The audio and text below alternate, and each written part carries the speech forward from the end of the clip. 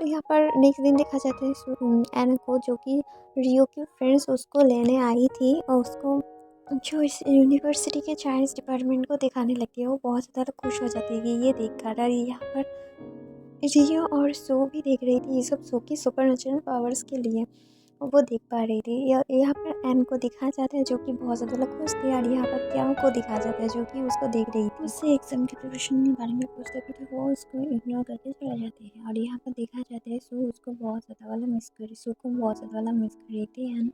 और एन उसको यहाँ पर चाइनीज़ बुक को बंद करके मैथ पढ़ने लगते। रियो आकर बोलते कि तुम क्या सोचे हो। फिर बोलते मैं चाइनीज़ डिपार्टमेंट में नहीं आना चाहती हूँ। बोलते कि ठीक है, मैं तुम्हारा चॉइस का रिस्पेक्ट करती हूँ, और वो मैजिकली वहाँ से चले जाते हैं।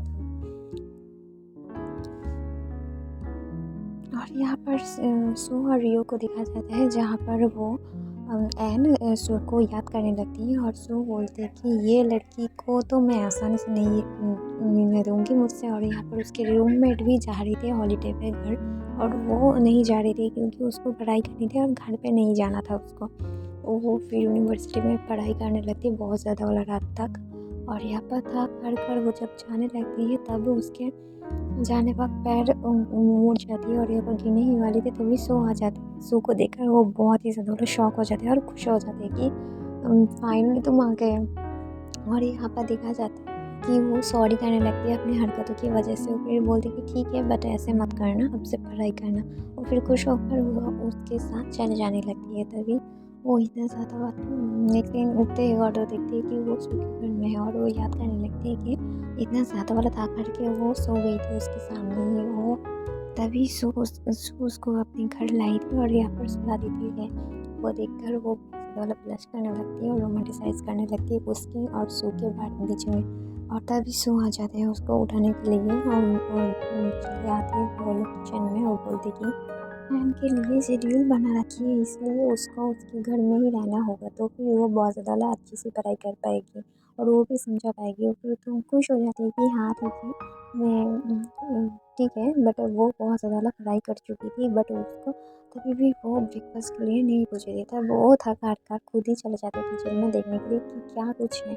यहाँ पर सारी जगह पर देखते कि बुक ही बुक है, क्योंकि सो तो कोई नॉर्मल इंसान नहीं था, वो तो स्पिरिट था। तो फिर उसको कुछ खाना भी नहीं था, और फिर चले जाते हैं सुपर मार्केट, बहुत ज़्यादा सामान खरीद लेता है। और यहाँ पर रास्ते में देखते कि एक लेडी स्ट्रॉबेरी बेच रही थी, बहुत ज़्यादा वाला पूर थी। तो फिर उसके सारे स्ट्रॉबेरी ले लेता है और वो डिस्काउंट देने लगती है। फिर वो बोलती कि नहीं नहीं, मुझे डिस्काउंट नहीं चाहिए, वो फुल दाम में ले लेता है उसका। और उसके काइंडनेस देखकर उसको भी खुश होने लगती है। वो बहुत ज़्यादा डिलीशियस खाना बनाकर वहाँ पर सर्व करती है, सो को भी ट्राई करने लगती है बहुत ज़्यादा वाला।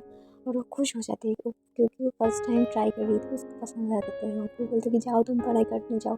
और फिर बोलते कि वो अपने आप फ्रॉन पढ़ने लगती है उसको, तभी गलती से उसके ऊपर गिर जाती है और उसके हाथ हो जाते हैं एक्सीडेंटली। यहाँ पर उसको बोलती तुम ये सब धो लो फिर मैं जाती हूँ।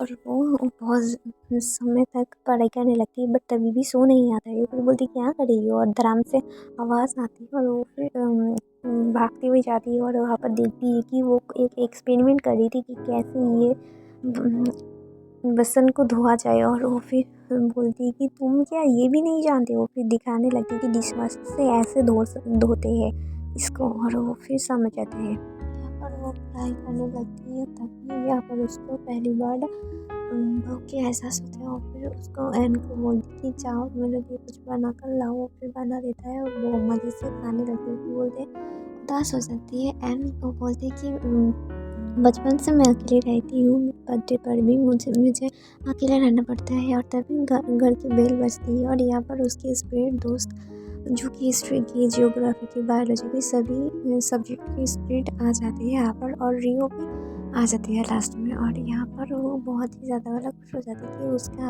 आज बर्थडे था और ये लोग सरप्राइज देने यहाँ पर आती है। बर्थडे सॉन्ग भी गाते हैं, वो बहुत ज़्यादा वाला हैप्पी हो जाते हैं। यहाँ पर सो भी उसके लिए बर्थडे गिफ्ट दे रही थी, और ये तो बहुत ज़्यादा खुश हो जाते हैं। और वो देखते हैं कि ये एक मैथ बूथ है। और फिर बोलते हैं तुम्हारे अंदर के कुछ भी इमोशन नहीं है। फिर बोलते हैं कि नहीं। और यहाँ पर वो आ जाती है बहुत ज़्यादा वो यहाँ पर स्पिरिट से बात करने एक्सपर्ट बोलते कि सब सब्जेक्ट के एक्सपर्ट होते हैं, जिन लोगों को उसकी बहुत ज़्यादा ज़रूरत होती है तो उसके पास वो आती है, फिर बोलते ओह अच्छा इसलिए